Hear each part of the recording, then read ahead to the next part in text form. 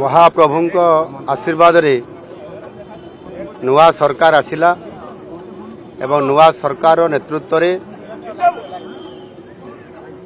नुआ ओडिशा गठन करिवा पई समृद्ध ओडिशा गठन करिवा पई लोकंकर सरकार विगत 100 दिन हला आज 100 दिन पूरिला। ये 100 दिन रे महाप्रभुंकर ये श्रीक्षेत्र रे बड़दाण्डर आमर शरदा बाली रे आज मध्य एक 100 दिनिया पालनर पर्व थिला। आ सेही शुभ अवसर रे आज आमे महाप्रभु श्री जगन्नाथ को आज दर्शन कलु। प्रभु को आशीर्वाद रे प्रभु आमको 5 वर्ष पई ओडिशा शासनर दायित्व देइछंती एवं विगत 100 दिन रे प्रभु को आशीर्वाद रे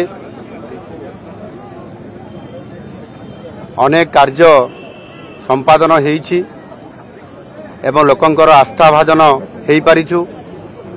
लोक माने हमको आशीर्वाद करूछंती एवं लोक माने किभଳି भाबरे न्याय पाइबे, ओडिशा रो केमिति विकास हबो एवं आगामी 5 वर्ष रे नुआ ओडिशा गठन करिबारो एवं समृद्ध ओडिशा गठन करिबारो जो विकासर रास्ता बाहरी ताहा आगेइबो। सेतिपय महाप्रभु को निकट रे प्रार्थना करिछु। महाप्रभु निश्चित भाव में हमको आशीर्वाद करिछंती एवं आगामी दिन रे ओडिशार विकास भारत वर्ष रे सर्वश्रेष्ठ हबो। आ सेतिपय प्रभु को निकट रे प्रार्थना जणैछु। प्रभु निश्चित भाव में हमको आशीर्वाद करिछंती एवं ओडिशा रे सुशासन हबो, ओडिशा रे विकास हबो, ओडिशा रे लोकन को न्याय मिलिबो। ए कथा प्रभु को निकट रे मु प्रार्थना करिछि। प्रभु निश्चित भाव में आशीर्वाद देइछंती। सर 100 दिन आपनकर इस्ताहार जहा थिला ता भितर निश्चित भाव में किछि आपन प्रतिनिधि पालन करिसंती।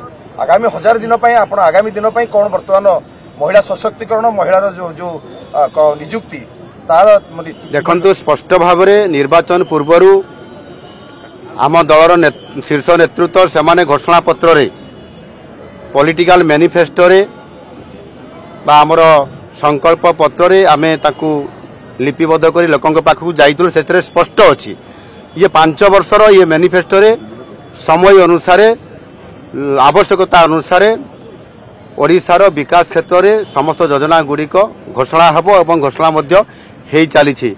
एणु व्यस्त होबार नाही। प्रभु को आशीर्वाद रे ये समस्त काम यथा रीति अनुसार एवं विधानसभा रे एवं सरकारंकर कैबिनेट रे सरकारंकर नीति स्पष्ट भाव में समय अनुसार हेबो। सेथिपई निश्चित भाव में सरकार सजाग अछंती एवं लोकंकर काम करिया पई सब बड़े सरकार रेडी अछि।